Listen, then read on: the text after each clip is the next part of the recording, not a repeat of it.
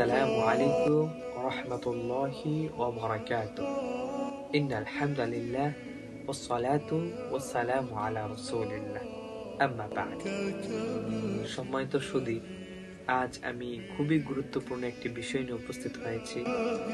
তা হলো নামাজের ফরজ কয়টি ও কি কি সে সম্পর্কে। নামাজের ভিতরে এবং বাহিরে মোট 13টি ফরজ রয়েছে।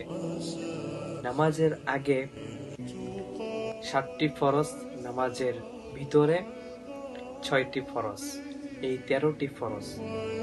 নামাজের আগে 7টি ফরজ।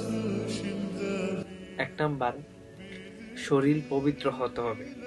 2 নাম্বার, কাপড় পবিত্র হতে হবে। 3 নাম্বার, নামাজের জায়গা পবিত্র হতে হবে।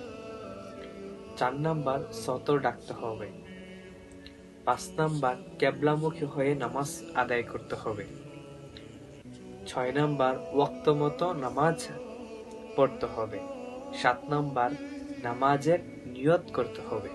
এই 7টি হলো নামাজের বাহিরের ফরজ। আর নামাজের ভিতরে 6টি ফরজ। 1 নাম্বার, তাকবীরে তাহরিমা আল্লাহু আকবার বলতে হবে। 2 নাম্বার, দাঁড়িয়ে নামাজ আদায় করতে হবে। 3 নাম্বার, কেরাত পড়তে হবে।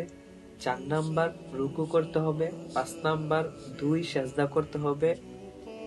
6 নাম্বার, আখিরি বৈঠক করতে হবে, শেষ বৈঠক করতে হবে। এই 13টি হলো নামাজের ফরজ। এগুলোর মধ্য থেকে যদি কোনো একটি ছুটে যায়, এই নামাজ হবে না। আল্লাহ তাআলা আমাদেরকে এই ফরজগুলো আদায় করে নামাজ আদায় করার তৌফিক দান করুন। ওয়া মা তাওফিকি ইল্লা বিল্লাহ। আসসালামু আলাইকুম ওয়া রাহমাতুল্লাহি ওয়া বারাকাতুহু।